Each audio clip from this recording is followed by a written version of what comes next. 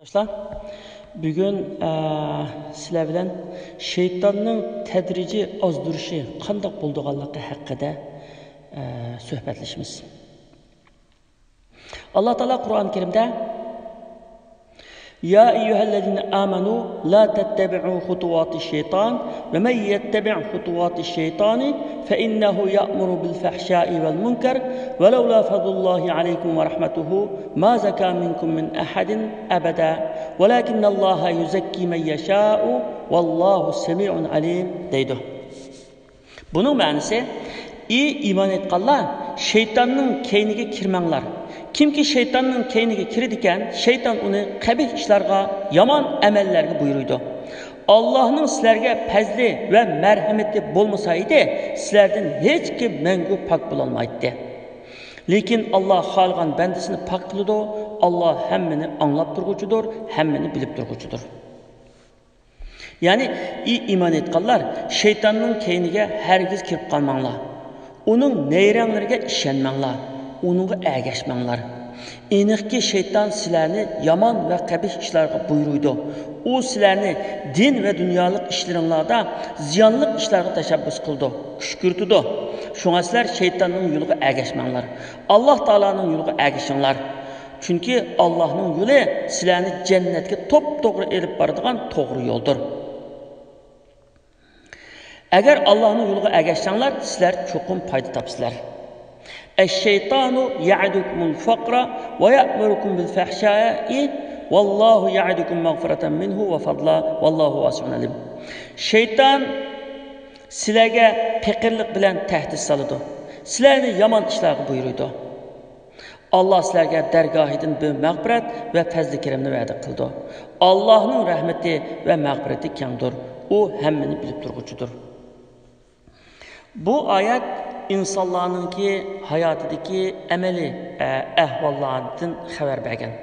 Çünkü insan bir yaxshilikni qilay, bir xayr saxovatni qilay degan vaqtida şeytan sen bunda qilsang faqir bo'lib qolsa, yo'qsul bo'lib qolsan, bolalaring ehtiyojli bo'lib qoldi, bolalaringning ehtiyojiga ishlatmamsa saqlab qo'ysang o'zingga kerak bo'ldi, sana kerak bo'lganda kim berdi deganga o'xshash shunday nayranglar bilan insonni yaxshi ishdan to'sib qo'ydi. Şeytan shunday faqirlik bilan tahdid soladi. Faqir bo'lib qolasan deb. Lekin Alloh taolo sen bergin bandan bersang, men sana 700 hassiga birga 700 ve onundanmı köpni birmen deb va'da qildi Alloh taolo. Haqiqatan Allohning va'dasiga ishinib, chin iymoni bilan xayr saxovat qilgan, pul, melni yaxshi yo'lga ishlatgan kishilarga Alloh taolo cho'qim hassilab berdi. İmanı aciz, iradesi sus adamlarını şeytan ubdalla ovlab ketidi. Ularga yomon, qabih ishlarni chiroyli ko'rsatib, ularni tizla yomon yo'lga yetaklaydi. Şeytanning tadrijiy ozdirishi to'g'risida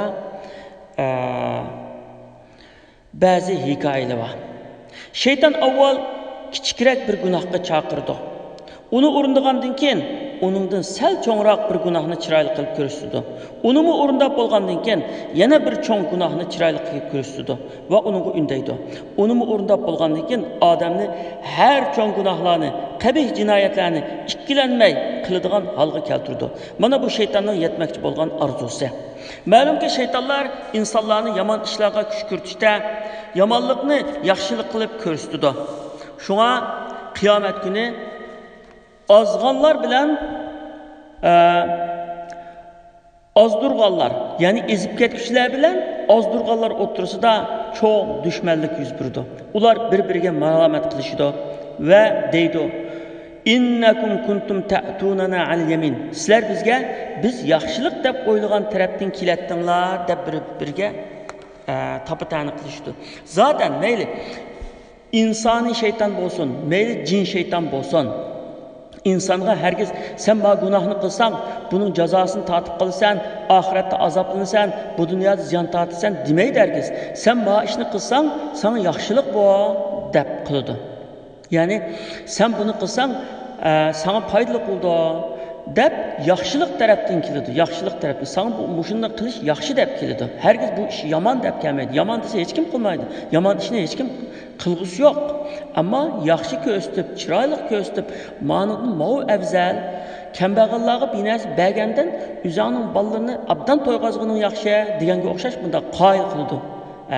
Yaxshi tarafdan keladi-da. Tabari ve İbn Kesir qatarlıq təfsirlərdə Abdullah ibn Abbas radiyallahu anhumaga mənsub qılınğan mundaq bir qissa bayan qılınğan. Qədimki zamanlarda İsrail avladı içində Bersisa isimli bir abid var ekan. O yıl boyu özünün ibadətxanasında ibadət bilanla məşğul buldu ekan. Günlərinin birində şu məhəllədən 3 qarindaş cihadga çıxmaqçı bulub tayyorlandı. Ama ularning turmushga chiqmagan bir singlisi bo'lib, ya ota-onasi yo'q, yoki tuqqanlari yo'q, endi qolib qo'yganlar. Uni ishonchli birining himoyasiga topshirishga to'g'ri kelibdi. Ular singlisini kimga topshirish haqida ko'p o'ylanib, oxiri Abid Barsisaga omonat qilish qaroriga keldi. Chunki Abid Barsisa şu zamanda İsrail avlodida nihoyat taqvodor, ibodat bilanlar bo'ladigan, nihoyat axloqli, yaxshi bir kishi ekan. Ashunda dang chiqargan kishi ekan hamda u. Ular Abid Barsisaning huzuriga keldi, uning ahvolini aytdi, lekin Barsisa qat'iy ma'qul kelmaydi va mundaq deydi: "Men uningga qanday qaraya olayman? Men ibodat bilan mashg'ul bir odam, bu bo'lmaydi." Ammo ular biz senden köp bir narsa talab qilganimiz yo'q. Singlimizning uyi sening ibodatxonangga bak yaqin.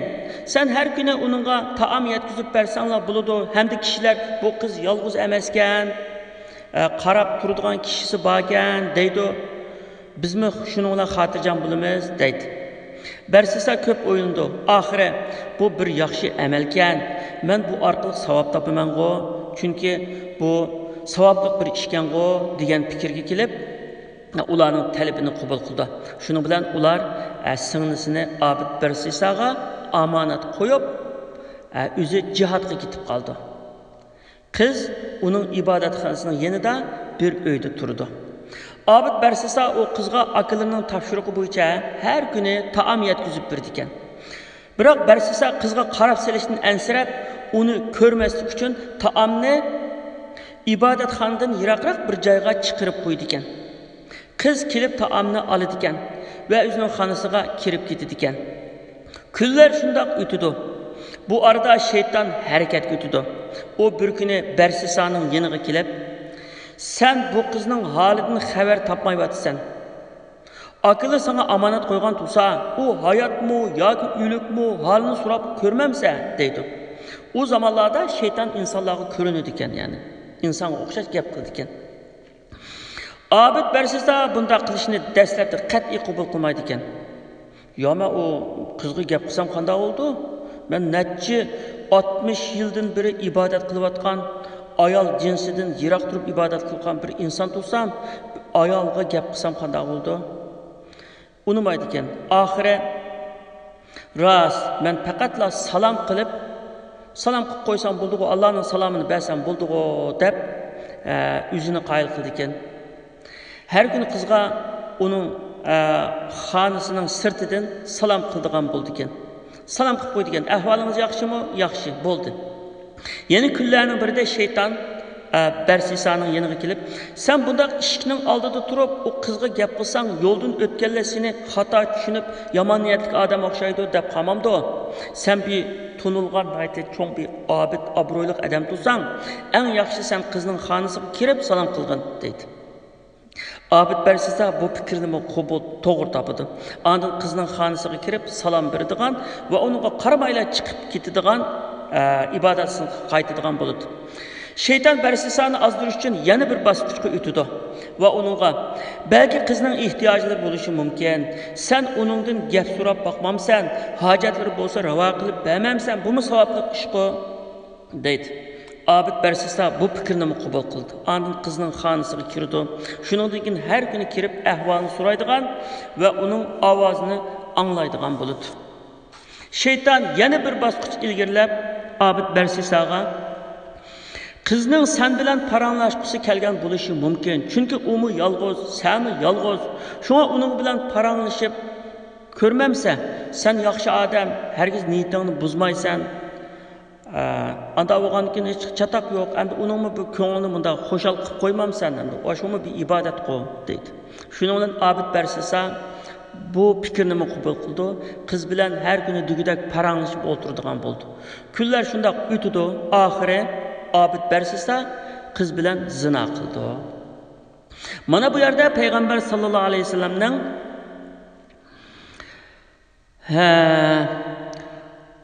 agah bulunglarki, yot er bilen yot ayol yalğız kalmasın. Eğer şunda kısa, ulanın üçüncüsü çokum şeytan bulup kaldı degan sözünün ne kadar doğru ekanligi o'ttirg'i chiqdi. Meyli u qandaq yaxshi odam bo'lsin, qancha yaxshi taqvo, axloqli odam bo'lsin, yot er bilen yot ayol bir yerda qolgandan keyin shayton ularning orasiga kirdi. Ularni cho'qim yomon ishga buyurdi. Obid bu cho'ng gunohni sodir qilgandan keyin ibodatxonasiga qaytib chiqib, qattiq pushaymon qildi, g'amga botdi va yig'lab o'tirdi. Kunlar shundoq o'tdi. Qiz o'zining ig'ir oyoq bo'lib qolganligini aytdi. Barsisa g'amga texmi patidi. Kunlar yana o'tdi, oylar o'tdi. Qiz bu qatam yangiganligini xabar qildi. Obid Barsisa texmi cho'ng g'amga patidi. Endi qanday qilarman deb chora izlashga boshlaydi. Dal shu chaqda shaytonning yangi o'yini boshlandi. Shayton Barsisaning yoniga kelib, "Sen endi qanday qilasan? Qizning aqllari kelsa, nima deysan? Xalq olamga nima deysan? Eng yaxshisi u buvoqni o'ltirib etgan. Shunda qilsang, xapliqni biroqla qutulsan" deb yo'l ko'rsatdi. Obid Barsisa o'ylab baqsa, bu fikr ishga yarg'udak. Şunun bilen o kızının xonasiga kirdi ve buvoqni onun qo'lidan tartib elib chiqib ketdi. Ondan bir cho'lga apirib buvoqni o'ltirib ko'mib etdi. Shayton yana keldi onunga. "Hey Barsisa, sen nima qilding? Buvoqni o'ltirding-ku. Endi qotil bo'lding sen." Endi qiz aqllarga ahvolni aytsa, qanday qilasan? Xalqi olamga nima deysan? Sen bir qotil hamdi. Eng yaxshisi qizni o'ltirib, shuning bilan bu xapliqni qutulgin, deydi. Barsisa shuning bilan qizni o'ltirdi va buvoqni ko'mgan yerga ko'mib etdi. Obid Barsisa endi xapliqni qutuldim deb o'tirsa, qizning akilari kelib singlisini so'raydi. Obid Barsisa ularga nahayat g'amkinlik bilan qizga ig'ir kasal tekkan ekan, men ko'p davolab baqdim, ammo shifo topolmay vafot bo'lib ketdi, deydi. Akilari qayg'u hasrat ichiga patidi va Obid Barsisaga rahmat aytib uylariga qaytdi. Shayton yana jim turmaydi. Qizning akilarining tushiga kirdi va Obid Barsisaning qiz bilan yomon ish qilganligini, ondan uni bo'g'i bilan o'ltirib paloni bir cho'lga ko'miyotganligini xabar qildi. Әтісі әтігенде үш қарындашының her biri өзінің көрген түшіні айтып берді. Нәтижеде ularning hammasi o'xshash tushni ko'rgan bo'lib chiqdi. Ular o'ylab o'tirib, darhol tushni ko'rgan cho'lga bordi va shayton deb bergan yerni ko'lab singlisi bilan buvoqning jasadini topdi. Demak, ularning tushni ko'rganlar rost chiqdi. Shuning bilan bu üç qarindosh Obid Barsisa'nın ibodatxonasiga bordi va uni urib ibodatxonasini yiqitib tashlaydi. Bu xabarni barcha xalq anglab u joyga keldi. Hammasi Barsisaga la'nat o'qiydi va urib chalma-kesak qildi. Barsisa bo'lsa o'zining o'limini kutib turdi. Shayton endi eng oxirgi planini amalga oshirish uchun Obid Barsisa'ning yoniga yana keldi va unga: "Ey Obid, zina qilish, odam o'ldirish qatorliq bu qilmishlarning hammasini men sana qildirdim. Sen haqiqatan menga itoat qilding. Sen haqiqatan itoatman bir kishi. Endi men seni bu xapliqdan qutqizib qo'yman. Sen menga birla sajda qilgin. Agar shuni qilsang, seni hech kim o'ldirolmaydi va sog' salomat qutulib qolasan" deb va'da qildi. Barsisa: "Yo'q, yo'q. Men sana qanday sajda qilaman? Men Allohga sajda qilaman. Bu qanday gap?" deb rad qildi. Shayton: "Ey Barsisa, sen birla sajda qilasan, ondan yana tövbe qilib yaxshi odam bo'lib ketasan, o'limdan qutulib qolasan. deb ching turdi. Sana muşu birla chiqish yo'lidan boshqa chiqish yo'li yo'q. Sayda qilmasang, zodi boshqa chora yo'q dedi. Shuning bilan Barsisa shaytonga sayda qilishga ma'qul bo'ldi. Ve sayda qilib turgan peti kishilar kelib uni o'ltirdi. Natijada 60 yildan ko'proq vaqt